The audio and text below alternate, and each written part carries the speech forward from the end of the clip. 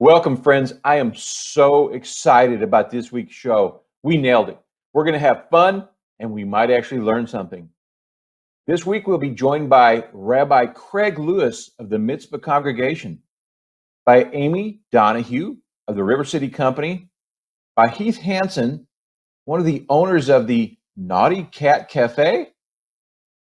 But first, we are very fortunate to be joined by U.S. Congressman Chuck Fleischmann of Tennessee's 3rd District. What a treat we have in store today. We are very fortunate to be joined by Congressman Chuck Fleischmann, Tennessee's representative from the 3rd District in U.S. Congress. Congressman Fleischmann, welcome. Well, good morning, and thank you for having me today. I'm joining you from my office in the Rayburn office building in Washington, D.C., and it's always a pleasure to be with you all. Well, thank you. And so, Congressman Fleischmann, I choked on your name because you go by Chuck. And I've known you since you were a trial lawyer, an incredible trial lawyer, always a true gentleman. And I mean that. I was always amazed by your civility in the courtroom and always, frankly, wished I possessed that when sometimes I didn't. But I'm so happy to have you here. But you've got a big day today. You have co-sponsored a bill, and let me see if I can get this right. It has been called one of the most important environmental bills in history, the Great American Outdoors Act. Sir, can you share with us what is that bill about? Well, thank you. As you know, since I have served in Congress in my 10-year tenure, the national parks I have deemed a national treasure. I think regardless of where one sits on the political spectrum, the vast majority of American people realize that our national parks and our national park system are there for the American people. And going back to presidents such as Teddy Roosevelt, who had a great affinity for the outdoors and the like, in our part of the world, we have the Chickamauga National Park and its associated parks and the like, the Smoky Mountains in Tennessee, but all across the United States, I have visited national parks. Unfortunately, over time, a tremendous backlog has occurred. What I mean by that is, if you create a national park with roads and facilities, over time, the infrastructure, unfortunately, deteriorates and needs to be maintained. The more national parks we have, and there are many more, as a matter of fact, I was one of the prime sponsors of the Manhattan Era National Park, one of our newest national parks, which covers Oak Ridge, Hanford, Washington, and Los Alamos, New Mexico. So I've also worked to create national parks, but when we create them, we need to maintain them. But basically what this bill will do in a very strong bipartisan and bicameral way is to support the necessary funding mechanisms that have long been overdue to bring our national parks back up to where they need to be so the American people can enjoy them not only now, but for generations to come. And it's my understanding that the Chattanooga-Chickamauga battlefield, the national park here, is in need of about $50 million worth of repairs right now. That's correct. And of course, that is a wonderful system. The Chickamauga Park also includes Point Park and other locations which are in Chattanooga. The ranger who is over that covers literally several of the adjoining areas where we had Civil War activity. And all of these areas need to be maintained. They're all beautiful. And I think as people come to our part of the world, or we travel to other parts of the world and visit our national parks. I actually went up a few years ago to visit Ellis Island and the Statue of Liberty, all of which are now actually under the national park system. Most people won't realize when we go to the White House in good times and do a White House tour, it's the national park system that actually handles that East Wing tour that we have through our great White House. So Wow. it's very important that we address that. I'm a member of the Appropriations Committee, so I've worked for funding our national parks for years, but I hope it's something that we do this in a very strong bipartisan or nonpartisan way. And I heard you mention that. You said there was bipartisan support. And again, I talk about your civility and it's real. I mean, that's what you have always been known for. Do you find that your civil demeanor and your civil approach is useful in getting a bill like this, getting everyone on board, or getting enough people on board to get a bill like this through?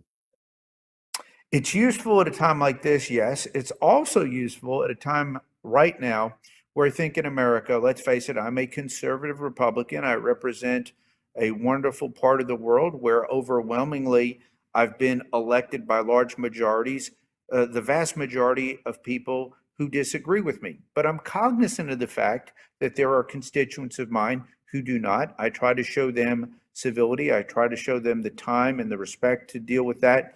But when I'm dealing with members from across the country at a time right now in our history where it is contentious, it is polarizing, and I think if we bring the proper demeanor to the table, there are people on the other side of the aisle with whom I disagree probably 99 times out of 100. But when we can come together and have civil discourse and talk about the issues and mutual respect for one another, I think it is so important because when we get to an issue like this with the national parks, or like the battle against cancer, or like the battle to support our veterans, it makes it a lot easier to coalesce and come together. So, as a veteran, I appreciate you saying that, and I do want to ask you this, sir. There has been a lot going on lately, a lot of civil unrest, and you a statue of the Virgin Mary was beheaded at a church in which you attended here in the Chattanooga area, and you immediately came out and made a statement. I mean, that hurt you. That actually affected you personally. Can you share with us a little bit about that, sir? Well, thank you. Yes, it did personally hurt me. As most people know, I am a Roman Catholic, but I come from a family with a great diverse religious background. My wife is an evangelical Protestant. I enjoy attending with her. My father was an Anglican. We have had a huge, great diversity in our family. One of the things I was taught very early by my mother when I was a little boy is if you saw a priest, if you saw a rabbi, if you saw a minister, always treat that person with the utmost respect. Incidentally, I was also taught that about police officers. I mean, one of the reasons I have such Yes. respect for law enforcement is, my gosh, if a police officer told me something, it was yes, sir, yes, ma'am, very important. So I was blessed to have two wonderful parents. Um, Both saw the world from a very different standpoint politically, but had great core values: respect for our country, respect for God, respect for our veterans. My father fought in World War II, actually lost family members in World War II. Uh, Came from that era. So fortunately, uh, I want to impart those values. But when I see a statue like that at a beautiful parish, St. Stephen's is a beautiful parish, is a beautiful school and church over there. Very, very sad. My thoughts, my prayers, my heart breaks for the people there.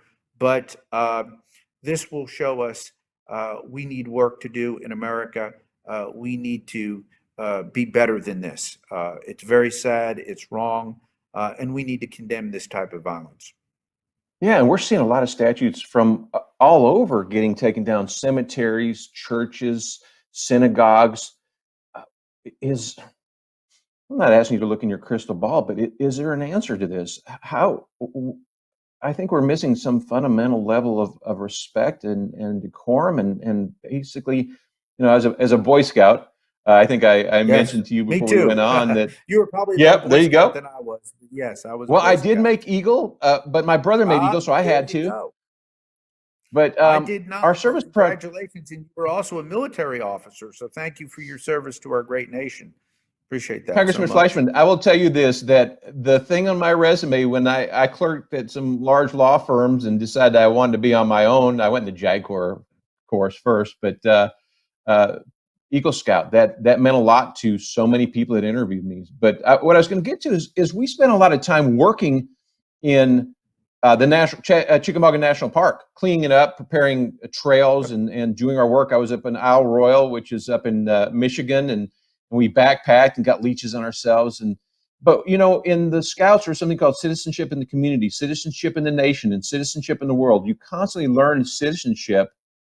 We're not learning that now. So I'm kind of blaming ignorance. But what is the fix to this? How do we stop this toppling of statues and get back to a term you use that you employ? How do we get back to a civil discourse? It's a great question. We did not get to where we are in America overnight. I think years we have seen our core values being eroded. So I think it's going to take several things. I think it starts in our families around the dinner table, where we talk about our values as a people. I think education has a part of this. I think it's critically important that we teach history and American history in the schools. I think we need to talk about our United States Constitution. So many people I speak with have not really been well versed in the Constitution. And at one point in time, when I ran against one of my opponents in the general election, she took up a picture of the Constitution after I finished speaking with it, and her quote was, "This is not the law of the land." That was her quote, and it stunned me to say that, because we were speaking to a group of college students. Now, regardless of your bent, left or right, to make a statement like that, I thought was counterproductive. What we need to do is say, this is in fact the law of the land, as amended, subject to different interpretations, but respect for that document which has governed our great republic for so long. And so it's going to take time. It's going to take civility. It's going to take sitting down, I think, with people with whom we agree, and then sometimes people with whom we disagree. Also, our friends in the media, I think, are going to have to do a much better job. And let me give you some concrete examples of that. Yes, sir. I was born in 1962. I grew up in an era that you would turn on the news, and in the evening, you had a choice of Walter Cronkite, Roger Mudd, or I believe David Brinkley. So you had There you go. CBS, NBC, and ABC. You didn't have the 24-hour news cycle. But regardless who you chose, our family chose to watch Walter Cronkite. You would have never known that Walter Cronkite was a liberal Democrat. And the reason Right. for that is he was such a wonderful professional. When he gave the news, he professed the news. It was not the news with a left bent or with a commentary on it that people went away saying, well, my goodness, why is he or she saying that? I think we need to get back to, with journalism, reporting on the facts. Now, there is nothing wrong with editorial journalism as long as people say, okay, I'm going to leave the facts now and profess an opinion. I do that all My the opinion. time. And when I go into a school or to a university and I talk with students, I don't talk like a Republican conservative. I talk like the third district representative of the United States. I talk in very generic terms, objective terms about where things are. Now, what I tell the students is, if they want to ask me a question that is political, I will certainly allow that, but I will address that in a way appropriate for the venue. I never want to take my values and go in and say, well, this is the law. This is the way it is. I want to say, look, here is our great United States Constitution, our three branches of government. This is how the courts have interpreted it. Now, this is my view of the process. There's a difference there, and there's a delineation there. So, having said that, that's where I think we need to go. So, I think our corporate leaders need to do a better job. Our community leaders need a better job. Lawyers need to do a better job. I was the youngest bar president in Chattanooga bar history in 1996, and Wow. was very fortunate to serve in that role. At the time, I was 31 years old, and I had a small law firm, as you know. And what I did, we went out into the community. At that time, we had some of our late judges, Judge Bob Moon, who has since passed. He would go with us. Judge Russell Bean, who was still serving, he would go with us. There was a fine gentleman, Judge Milliken, wonderful judge, passed away far too soon. He would go with us. Judge Patey would go with us. And we'd actually go in and talk to community groups in a very positive way. Maybe we can rekindle that in America. Oh, I love that. Yeah. So I remember, I mean, growing up, when we heard the news, we believed the news. I can't say Yes, that anymore. I grew up watching, I think the media realizes the power they have, though. I grew up watching the clips from the Vietnam War they'd show at night. I think you may yes. remember that. I remember they repatriated the POWs, and that's one reason I enlisted before I was an officer. I enlisted in the Air Force. I knew I was going to do that, but I was swayed by the media and the images that I saw on television. I really was. And with that kind of power, there's got to be a sense of responsibility. And it's not just about winning. You know, that's what I appreciate about you. Honestly, you were telling me about a case that you had with a lawyer we both know, and you know, it's not just about winning. We take an oath as lawyers to be truthful and to uphold the law, just like you do up there in Congress. And how do we, you know, our media doesn't have to take that. They have a lot more power than I do. I can reach 12 jurors. They reach millions. I'm going to get off my soapbox, but I do want to say to you that as a trial lawyer, you probably, like me, there was a thrill of the fight, but also the anxiety and the stress. You're in a trial every day when you're up there in Congress, aren't you, sir? Isn't it like a trial? Isn't that your life now, that you're constantly in a trial trying to advocate for your community? You're so right. 24/7. My job is omnipresent. When I go to bed at night, when I wake up in the morning, it is there.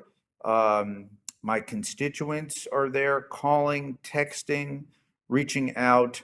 I am privileged to represent about 700,000, about 720,000 East Tennesseans from the southern part of my district, where Chattanooga is, Hamilton County, all the way up to Scott County on the Kentucky border. And Ah, my 11 counties, wonderful people, wonderful histories. But yes, we are constantly testing our ideas and our ideals in this forum, many times, sadly, in a debate that is already predetermined. For example, the House is a creature of numbers. Now, I have served in the majority before. Actually, for the vast majority of my career, I have been in the majority. Right now, we are in the minority. We're the minority party in the House. And that is a very different dynamic. So we do much more communicating rather than legislating. And it's extremely difficult. The Senate, on the other hand, is a creature largely of its rules. And there's a completely different dynamic at play there. But in order to get an agreement between the House and the Senate, which is divided now, my party controls the Senate, the other party controls the House, my party controls the White House. So typically, it requires a certain degree of savoir faire to come to an agreement on big things like the stimulus bills, like this national park bill. And I do want to say this, there are several Republicans. I have a good friend, I've got to give credit here, Greg Vidal, who owns the Morning Point facilities. He has been the champion nationally for these national parks. He's given his time, he's given his treasure. He comes up there. He has occupied the head position there for several years. So, as an aficionado of the national parks and an advocate, he has actually taken me to bipartisan dinners, and it's wonderful to see people from vastly different political worlds come together and coalesce around our great national parks. you don't just talk the talk; you absolutely walk the walk. And I think we're Thank very you. fortunate to have you, sir. And you know, I know how busy you are. This has been an incredible segment for me. I've learned a lot. I know that our listeners and viewers will learn a lot as well. Sir, we'd love to have you. Something comes on, you want to share some news, want to get something out, please don't ever hesitate to reach out to us. And I can't tell you anything but thank you for your service. I'm grateful for you, and I'm in prayer for you and our entire leadership of this country. And I thank you for that, sir. Thank you. Thank you so much. Please continue to pray for our country. We desperately need it, and we will get to a better place. I'm the eternal optimist. That's why I ran for Congress. I'm running for a 6th term. That's why I'm going to continue to run. And every day, in just a few minutes, I will be on the House floor professing that eternal optimism that I think is unique to America. And I thank you. And that's what we need right now. Thank you, sir. Yes, sir. Bye now. Congratulations, Nancy Williams of Chattanooga. You have won the $100 gift box of fresh produce from Circle S Farm, sponsored by my personal injury law firm, the Davis Law Firm. This week, we will be giving away 2 memberships to the Naughty Cat Cafe's Heavy Petters Club. Now, check it out. It's legit. It's fun. You'll love it. Go to NoogaConnection.tv to enter. We appreciate your comments, your requests, and your feedback. Please continue to let us know, who do you want to see on the show? What topic would you like to cover? What information would you like to hear about? Connect with us via our website at NoogaConnection.tv or comment on social media. We're going to have a lot of fun today and actually learn something. Sorry. We are joined by the Rabbi Craig Lewis of the Mizpah congregation. Good morning, sir. Good morning. Good to be with you. Well, thank you for being here. I got to tell you, I was speaking with a mutual friend of ours, Bruce Weiss of the River Street Deli, and he used the term seichel during the middle of our segment. Now, I didn't have my dictionary, and I didn't want to prove that I had no idea what he was talking about. So let's have some fun and learn, what in the world does seichel mean? Okay. Well, seichel basically means common sense, wisdom. In Bruce's world, it probably means knowing that when you get corned beef, you put it on rye or pumpernickel and not on white bread. That's seichel in the Jewish world. But now, it really is common sense. Common sense. So what is the background? I mean, Bruce will use a lot of terms, chutzpah, and he'll use tuchis. Can you share with us? Let's go through this. Let's have some fun. Share with those of us who don't know, what is a tuchis, and this is Yiddish, right? Right. Well, we're going to try and talk about tuchis without showing it off this morning. So, Yiddish really is a language that's derived from a combination in its origins, Hebrew and German, and then over the years it got mixed with some Russian and other languages where Jewish people had resided. And then what we know of Yiddish are a lot of words that have been extracted and sort of worked into our English vernacular. So like tuchis means, your rear end or you're behind. My father's grandparents spoke Yiddish, and so they would have used it in context and full language. And here we say, get off your tuchis and take out the garbage is the example we see here. I think that was spoken to me by my wife this morning too. Well, let's go through some more. What other? So schmuck, I'm probably not saying that right. What's a good way to say that? How do you said it well. This is one you hear a lot in movies, TV shows, even amongst characters who aren't Jewish, because it's worked its way in so much. I mean, technically, it is a part of anatomy. I mean, it is an anatomical word. You can use your imagination to guess what I'm speaking of. But, in common spoken, it's basically meaning, you're a dummy or a fool, people say, what a... Yeah. Bruce and I are going to have a conversation. I thought that was a term of endearment when he uses me. Okay, this one. How do we pronounce it? It might be in that case. Yeah. Okay. Chutzpah. Chutzpah. Yeah, that's okay. You're learning Hebrew. This is my job to teach you.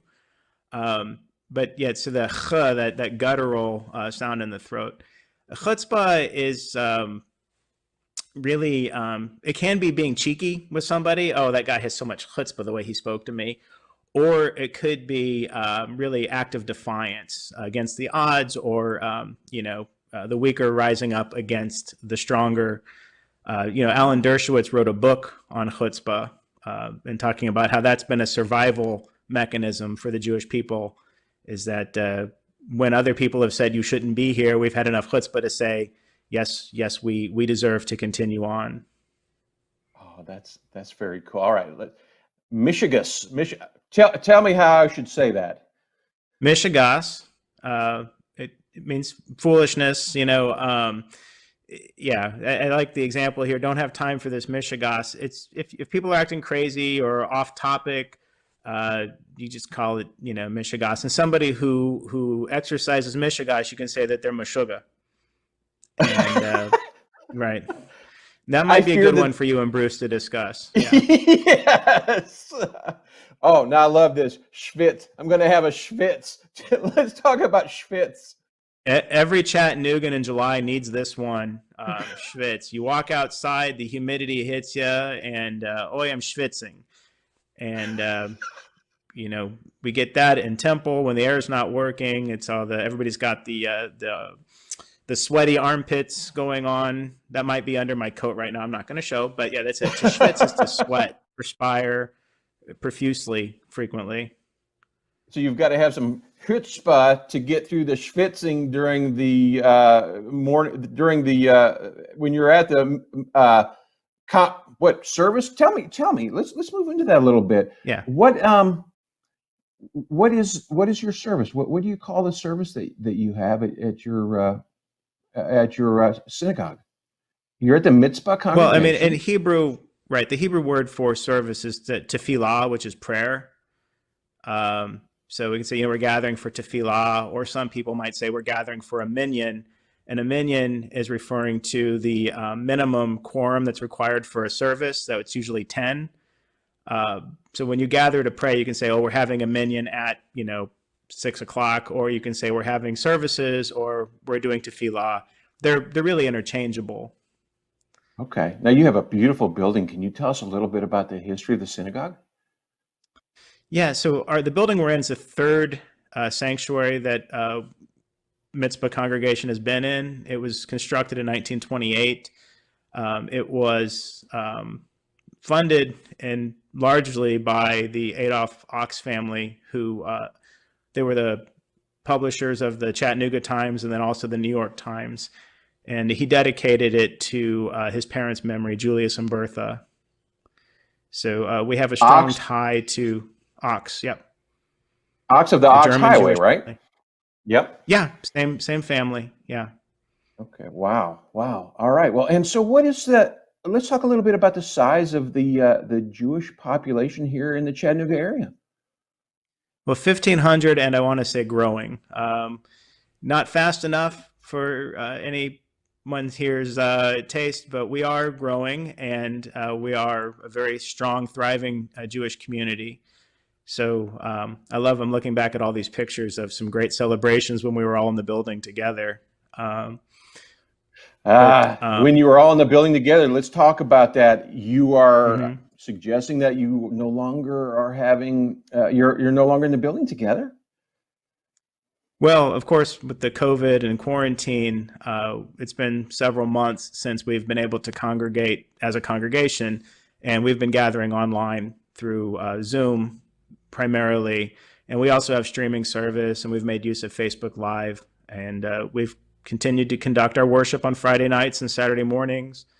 We've gathered for holidays, and we just continue providing services, small s, anything that our congregants need, whether it's meeting with the rabbi, teaching, worship, holidays, together as best we can. And we're not ready to open our building back up yet. Well, my daughter recognized you. I know that you've been around and you talk. I mean, you are a well-known fixture. You've only been here 3 years and you're already so well-known. I would imagine. You're going to give me a big head, but yeah. Well, and you deserve it. Now, I would imagine that this is a lot more difficult to lead your folks, and yet I'm also guessing you relish this kind of challenge. Yeah, it's been tough. We've not exactly having to reinvent the wheel because there's a lot of people who've been already providing a lot of these things online already, and they've given us guidance in how to do some best practices, improving our sound, improving the video quality, really ease of access into using all the technology. So, we've relied on people who've already done a good job. A lot of churches even have had some good advice, some synagogues who've been doing things online already. So just really trusting in people who know the technology better than I do. And, we've got a lot to learn, but gradually, bit by bit, we're getting a little better. And so you, of course, have been following what's going on in our nation lately with the protests and the divisiveness. And yet, some time ago, you have led an initiative, if I don't say three N's in that initiative, to for some interfaith gatherings. Can you share with us what you're involved in as far as the interfaith gatherings? And well, I don't want to say that I led. I've definitely participated in, and at certain times, different members of our group rise up to lead a certain thing or a certain initiative. We really work collaboratively. Going back to when I served in Nebraska, that was one of the things I really like to focus on, was building relationships, not just with other clergy, but with other religious communities, to show that there's more that can unite us than divides us. And I think that's really essential right now. And to have a lot of those relationships pre-existing has been incredibly helpful. So in the midst of, what's been going on with the protests and social justice movements, to have a group of other clergy and their congregations that we can bring our voices together and have one stronger voice together and support people who are really in need of attention and change. It's rewarding, and it actually helps provide hope, I think, not just to me, but to others as well, to say that there's others who are like-minded and we can be together and support each other. So what does that look like? In other words, what are some of the other phases that they gather, and what do you all do? So, in times before there were multiple crises like we have going on right now, we would have fairly regular meetings. We'd have a Facebook group that's internal for our group that we share ideas and thoughts on.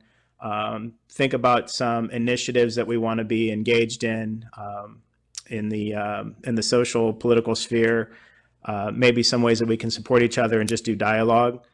And then when, things arise, then we get together and work on letters to put in the paper or to write to a specific politician, showing that the clergy, this united group of clergy supports, this particular initiative, or this united clergy, we stand with our African-American colleagues in this particular initiative. So it just, by having those relationships, it helps give you more clout and more substance to an argument. Instead of everybody out there fighting on their own, it gives you unity. And it also helps to say that, we all believe in the same God, and that God expects us to regard each other as each being equally created in God's image. And we should start there and actually end there, because that's the most important thing. And again, as you just said, this predated the current problems, and so there's a lot of credibility. You're not just trying to fix a problem. You've been involved for a long time. I think that carries a lot of weight. So I got to ask you before we go, one of my favorite movies, well, I'll tell you, one of my favorite singers ever is Neil Diamond. And you know where I'm going. One of my favorite movies is a jazz singer. That's a great one. If I came to your congregation, would I get to enjoy you singing like Neil Diamond? Not me personally. My voice isn't as good, even though I'd like to think it is. And on the soundtrack, there's two liturgical Jewish songs on the soundtrack. One being Kol Nidre, which you can hear if you come to our services on Yom Kippur, which will be online this year. It won't be Neil Diamond, but somebody will be singing it. And also Adon Olam. And I always call the version he sings the Neil Diamond version, because that's the one that he sings on the soundtrack of The Jazz Singer. It's a good movie. Not as good as the original with Al Jolson, but good I have movie. heard that. I have heard that, but I just am a huge Neil Diamond fan. Well, Rabbi Craig Lewis, I thank you for your time today. It's wonderful for you to spend time with us, sharing with us, having a little fun at the beginning with teaching us Yiddish words. But I appreciate what you're doing for the community. And sincerely, I mean, my daughter's, oh, I know him. I mean, that's amazing. Well, You I know, look for a forward to going 14-year-old back to kid. Baylor School again, and thank you so much for having me. And just everybody stay healthy and stay safe. And remember, we're all in this together. Yes, sir. And I thank you again. Thank you. Like and share this video, like our page, and subscribe to our channel. Don't forget, I spent 15 years working for insurance companies on the dark side. I know the tactics, I know the tricks. When that insurance adjuster's calling you and being sweet and kind and concerned about your injuries and wants to know the facts of the accident, they are not trying to help you. They're trying to protect the other guy. They want you to say things that will harm your case. Or this is a tactic they use all the time. Let me give you an example of a case that I have. Gets into an accident. The other guy's insurance company calls my client. This accident was witnessed by a police officer. The other insurance company says, well, are you sure the light wasn't turning red? Well, were there any other witnesses? Oh, we can't agree that our driver was at fault. 2 days later, that insurance company calls back. Oh, you're right. We're going to accept liability. Suddenly, the client is trusting. Oh, I trust these people now. Now they're going to help me out. And what happens? You get a low ball offer to settle your case. Listen, when I worked for the dark side for the insurance companies, I got rear-ended. I represented this insurance company who had their adjuster call me. So my client represented the other driver. Their insurance company called me and offered me $100. I had to go to the hospital, get checked out. I got rear-ended. It was a pretty significant lick. They offered me $100. If they do that to someone they know is a lawyer, what are they going to do to the person that they know is not? Do not talk to them. And sometimes I question talking to your own insurance company. I do know this. You're going to benefit from talking to a personal injury attorney. Feel free to call me. Check me out at noogalaw.com. And we at the Davis Law Firm would be happy to answer your questions and help you out. Good luck. Hello, thank you for having me. Well, it's so great for you to take time out of your busy day to be here with us today. Now, River City Company has been around for, what, 33 years? Yes, since 1986. Oh, well, that's after I graduated from high school. But Amy, share with us, please, what does River City Company do? So River City is a nonprofit organization, and we focus on economic development in downtown Chattanooga. So we do everything from planning work, really looking at downtown, gathering community involvement for particular areas, and then working on a plan that then either we, private partners, the public sector can help execute. We also have an arm of what we do in programming and animation, events, placemaking, to make downtown Chattanooga a special place that people want to live, they want to work, they want to play, they want to visit, and they want to invest. I love that idea. So you take input from the community for the development of downtown? Absolutely. Downtown Chattanooga is the economic, cultural, and social hub of our community, and it's only as good as of course, that's projects and its programs and its places, but those places are only good if they reflect what the community wants and what the community wants to do and spend their time and their resources. Well, Amy, can we talk about some of the projects that the River City Company is involved with? I understand. Absolutely. Let's go through some of your hot projects, perhaps. Yeah, no, absolutely. So River City is a really great place that while sometimes we do act as a development arm and do projects ourselves when they're incredibly important, or sometimes we know they're important and we can't get anybody else to do them. But the majority of the time, we're lucky that we get to work with great developers that want to come in and do projects. So this project is called River Rock. It is from a company out of Charleston, South Carolina called Beach Development. And we worked with them and Unum actually for a very long time, as Unum formerly owned this parcel on 4th Street where this development is going. So several years ago, we worked with Unum on a planning effort for them to really think about how their parking lots could be better used.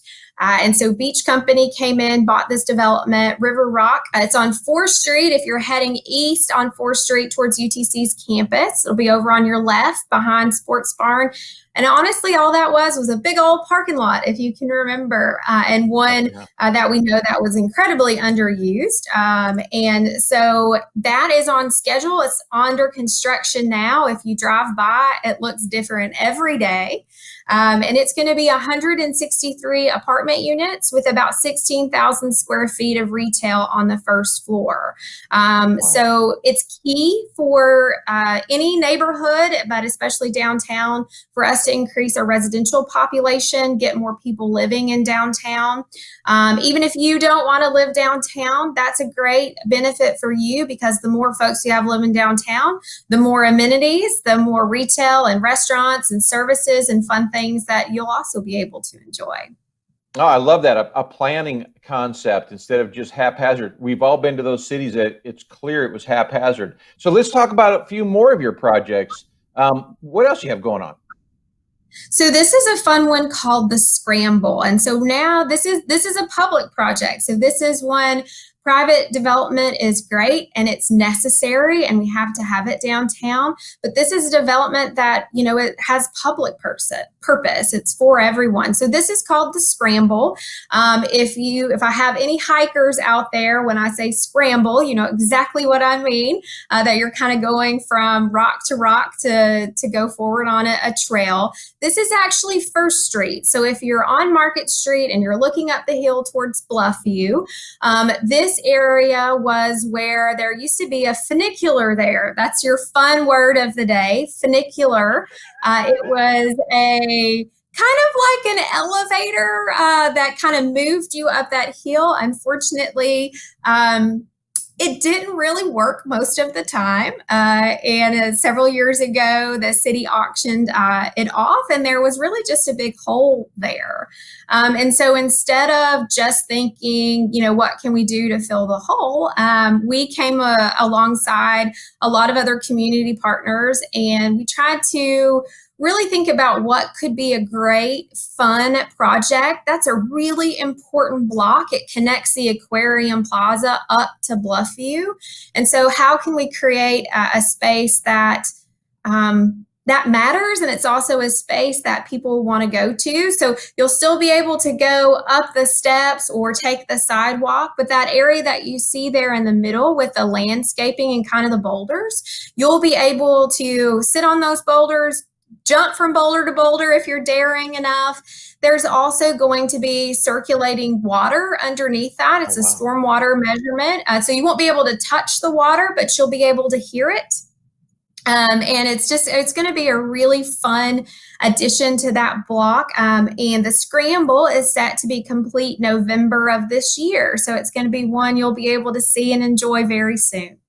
Oh, that's exciting. All right. Well, let's keep moving. You've got some incredible projects. Tell us about your next project here. Yeah, so this is Walnut Plaza. So this is the south terminus of the Walnut Street Bridge. And if you've had the pleasure, you know that Walnut Street out in front of the Edwin Hotel was renovated when the hotel was being built there. So this is a continuation of that.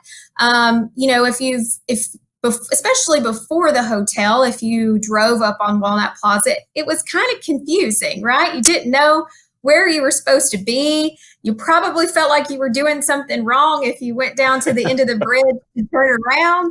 And the idea is we wanted to create something that truly was a plaza. That's a really important area of downtown. It's again where the Walnut Street Bridge ends, the Holmberg Bridge ends, you're coming up First Street. And so we wanted to really give this area, you know, its due.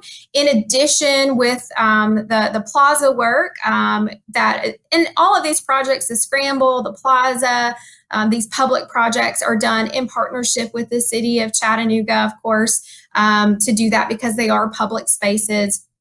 But one of also the great things here that's a part of Walnut Plaza is we're also going to be able to accomplish all of the site work for the Ed Johnson Memorial that's coming in. So making sure that, you know, all the things that you have to have for public art, like footers and electricity and all of that good stuff is also going to happen. So Amy, tell me something. I have heard, and I'm not sure if it's accurate, that the Walnut Street Bridge is the only bridge that's a park. Is that true? I don't know if it's the only one. It is technically a part of the River Park and the Riverwalk system. So that part is true. I'm not sure though if it is the only one in the country. Okay, well, I've never thought about the concept of a bridge being part of a park. That's very cool. All right, Amy, and I'm sorry for diverting us somewhere else, but I thought that was an interesting factoid. You taught us a big word, and now I wanted to get another little factoid out there. Okay, so what else do we have, Amy? So another one that I'll really just touch on quickly is Patton Parkway is another public project that's happening right now. It is set to be complete of October of this year.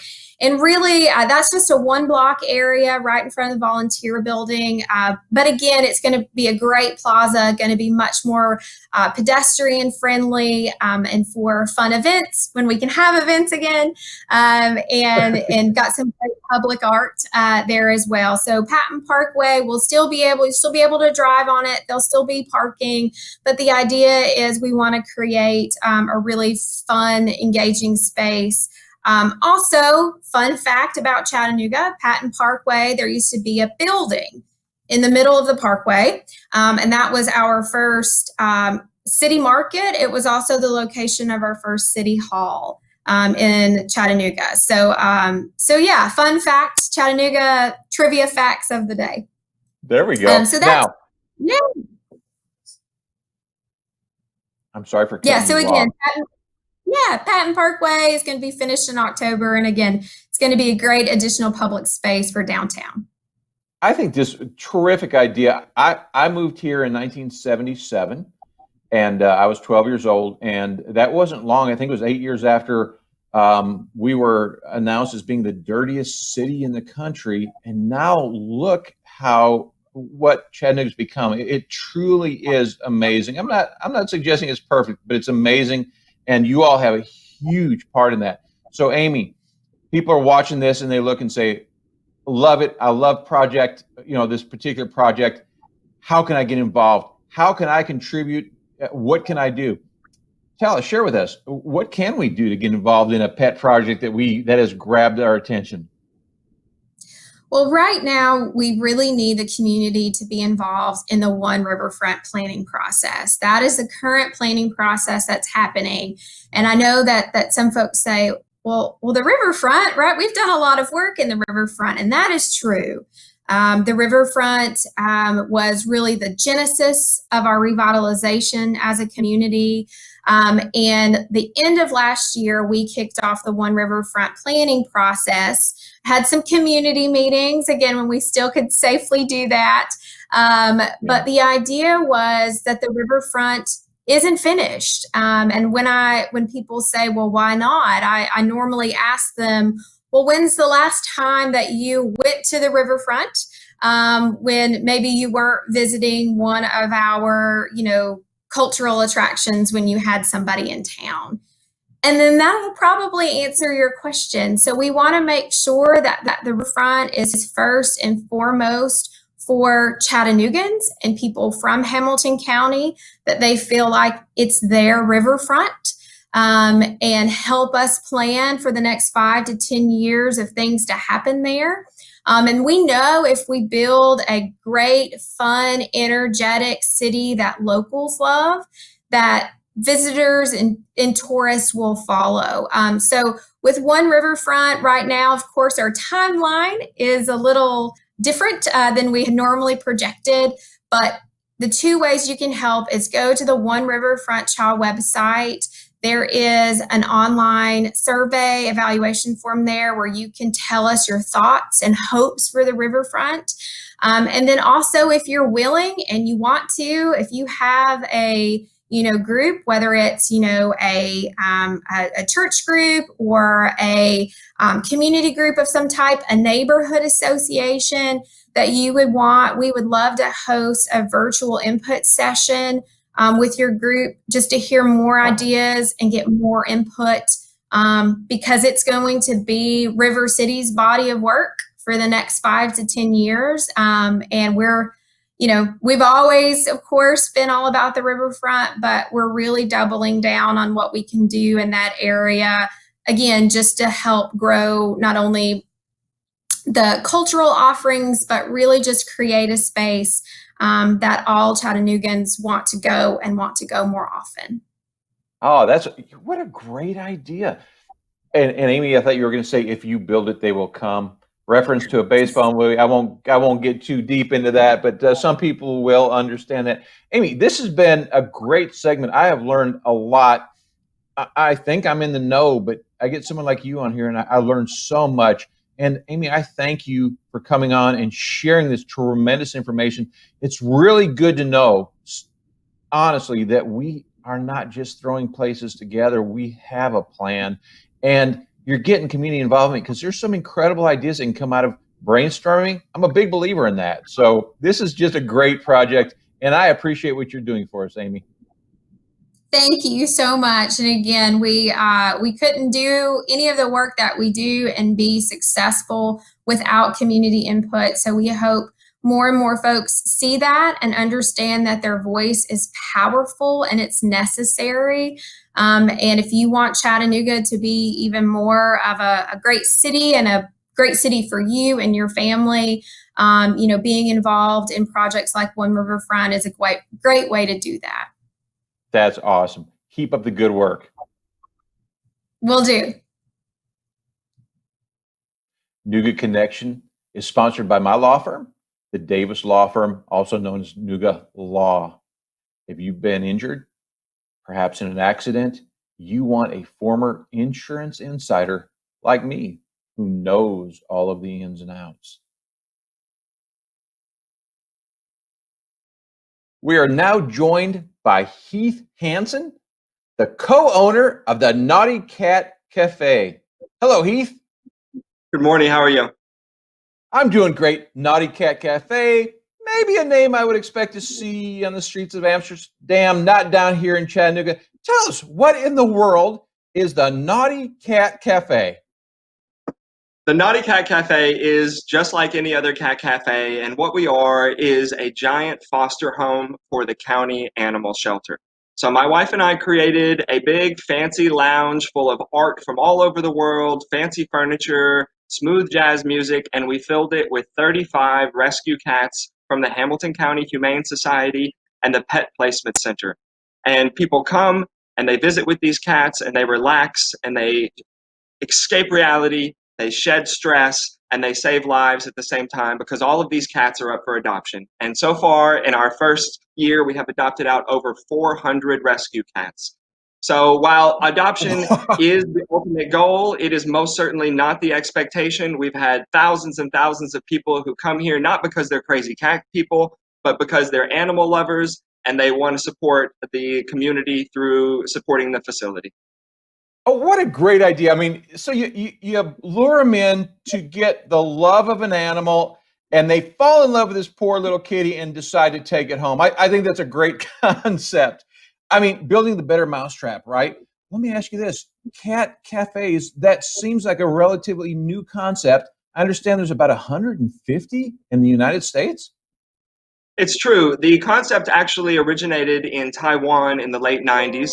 It was not in the same function that it is now, but it has evolved, and there are currently about 150 of them across the United States, all of them independently owned and operated by crazy cat people like my wife and myself, all of them acting as big foster homes for their local shelters, and all of them adopting out cats. And you have an incredible, you and your wife have an incredibly diverse background. I mean, you were on Capitol Hill, you worked in the Clinton administration for years. Your wife worked for the Humane Society in Hawaii. You guys are, you know, animals and you know people, and you obviously know business. Why is the Naughty Cat Cafe rated the #1 tourist attraction on TripAdvisor in Chattanooga? Because this is a business with a purpose larger than profits. And we here are prioritizing the animals and the people of this community. Like I said, while adopting is the ultimate goal, it is not the expectation. And people add value to this facility, to our community, and to these animals simply by coming and spending time with them. People come, they can help themselves to one of 40 different local beers or ciders. We have organic coffee and tea that's local. We have local baked goods. And they take these drinks and snacks back into a lounge. They relax on a 100-year-old Victorian red velvet couch while they listen to smooth jazz and enjoy art from literally all over the world, and cuddle and love and pet and socialize these animals. And there is an undeniable, quantifiable value for the humans and the cats. We've been told an infinite number of times that spending an hour with these cats is cheaper and more fulfilling than therapy, yoga, the spa, you name it. This is the place to escape reality, to shed stress, and to literally save lives. You know, once I learned about this concept, I mentioned it to a lot of people, and I've heard so many people say, you know, my spouse is allergic to cats, but I love them. So going out to the cafe, I just love it. I mean, you guys are so well known. Let me ask you this, Heath. Do you and your wife ever get so attached to a certain animal that it's hard to give it up? So when we moved here from Hawaii about 2 years ago, we actually brought 10 cats of our own with us. And so we had the 10 cats at home. But in the first year that we have been running Naughty Cat Cafe, both she and I have each adopted one cat from here. So yes, it's true. It's a bit of what they call it, a foster failure. And so we are sitting at a dozen foster failures right now. So yes, it's very easy to get attached, but goodbye is the goal. I mean, we create this space for them to get this additional exposure here, and we are ecstatic every time we see one of them go out the door with a loving family. And on more than one occasion, we've had families from the local community come back and adopt a second or even a third cat. Wow. So 30 cats at a time. You're obviously consistently bringing new cats in from the shelters. Heath, that cannot be inexpensive. How do you fund this? Go ahead. I'm sorry, did you hear me, Heath? I said, how do you fund this? How does this get paid for? This is a question we get a lot. It is a very unique concept, and it is most certainly an outside-the-box idea. So you cannot get a small business loan for it. There are 150 of them across the country, and many of them are thriving, and some of them even have multiple locations. Mainstream lenders just really aren't buying in on a romance quite yet. Therefore, necessity compels us to get private equity. And we come from very humble homes and beginnings. We are babies, but we've worked very hard in our lives, and we took a mortgage out against the home that we own to get the startup money for this. So we are in it to win it, both financially, emotionally, and with our time and energy. And the community helps us achieve the goal by coming, and there is a small entry fee. And the entry fee comes with a free drink and is for an hour, and 100% of the money goes to the cats, to their food, to their medicine, to their insurance, to their poop sand.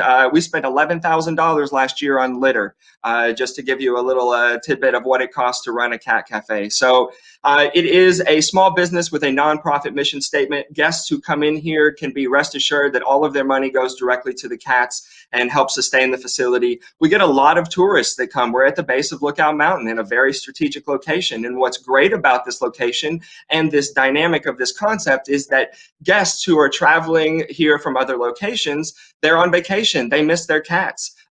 They typically wouldn't make a room full of rescue cats a destination on their holiday. So all of the things are lining up for them to come here and spend time with these cats, give them the socialization that they need to become more adoptable. And in the meantime, they're contributing the entry fee to sustain the facility, to keep this space open and available to the community so that local folks can come and take advantage of it to adopt their forever pets. I love it. So I'm guessing that your pooper scooper technique is now perfected. It is true. One of my biceps is considerably bigger than the other one. And to be quite honest, my wife is most certainly the brains of the operation. So the limited value that I have to bring to the table often comes to fruition in the form of scooping cat poop. And at any given time, we have over 300 pounds of litter in massive cement mixing trays. So it's no joke. It's a small ecosystem back there. Oh my. Now, I did notice that you have something, and I cleared this with my pastor before I brought it up. You have something called the Heavy Petters Club. It's true, man. What that is. The Heavy Petters Club is our membership card. And you know, when a lot of people are first introduced to this concept, they could potentially be quick to dismiss it because they don't self-identify as a crazy cat person. And I'm here to tell you that you will enjoy this. I mean, just go online and look at the guest reviews. You will enjoy this if you are not a crazy cat person, if you are just an animal lover, if you are just somebody who has had a stressful day or a stressful week and wants to unwind and relax. This place is for you. We did not expect it, but we, in our first year, have seen a tremendous amount of professionals from the medical field coming here. They'll work a 12, 16-hour shift in a high-stress, high-intense environment in the emergency room or the trauma ward, and they will come directly from the hospital here. They will get themselves a tall 16-ounce local brew. They will go back on a giant leather couch, and they will simply, with one hand, pet a cat and the other hand, have a beer and decompress and shed that stress and that negative energy that they've been absorbing and try to alleviate some of that compassion fatigue that they're suffering from. To that same end, we have really amazing partnerships with a lot of the local treatment facilities. They have incorporated cat therapy into their already existing programs and curriculums to help add value to their patients and to their clients.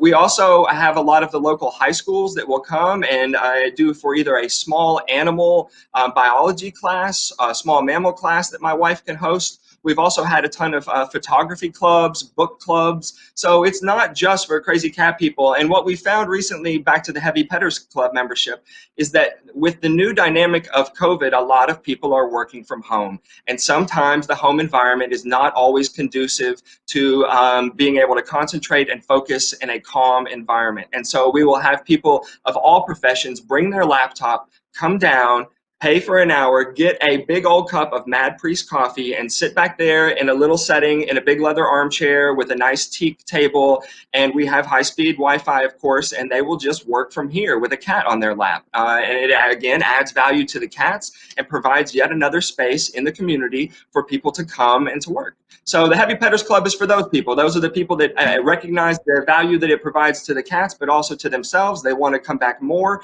Like I said from the beginning, it's not a lucrative endeavor. We're not trying to get rich off of this. So we wanted to be able to make a discount for people who are repeat offenders, who are our heavy petters. Well, in that same vein, let me try to spread the love a little bit and let my law firm, the Davis firm, we will give away 2 Heavy Petters Club memberships. I believe each is for 5 visits. Is that right, Heath? That's correct. And every time the guest comes during one of those visits, they can help themselves to either a free beer, a local beer or cider, or a free baked good from the Cupcake Kitchen. Ah, perfect. Now, Heath, we've already talked about your presence on TripAdvisor, but tell us, for those of us that might be a little challenged as far as surfing the internet, how do we find more information about the Naughty Cat Club? Sure. Of course, we have a website, and it is naughtycatcafe.com, and we are Cafe. on all of naughtycatcafe.com, and we are on all of the social media. You can find Naughty Cat Cafe on Facebook, on Instagram, all of that. If you live in the community, you simply have to put in Google Cat Cafe, and we will pop right up because we are Chattanooga's first and only. And we are here in St. Elmo at the base of Lookout Mountain, just kind of before you board the incline railway. Oh, that's great. And you are such a charismatic young man. And from what you've told me, your wife is even more so. Sounds like a great place. And I can't wait to get out there and check it out myself. Heath, I thank you very much for your time today. No worries, man. And we have in the evenings, we also have bingo and trivia night and cat yoga and happy me hour and live music and all of these other things. So we expect to see you down here for cat bingo, man. That sounds awesome. I'm looking forward to it. And remember, we're going to give away 2 memberships to the Heavy Petters Club, so you all can check it out. It's going to be good for the cats. It's going to be good for you. Thanks, Heath. Thank you, man. What a great show. And I want to give a big shout out and thank you to our special guests, Congressman Chuck Fleischmann, Rabbi Craig Lewis, Amy Donahue, and Heath Hanson. Now, remember to join us next week for the next episode of Nooga Connection, Thursday at 2 p.m. Thank you.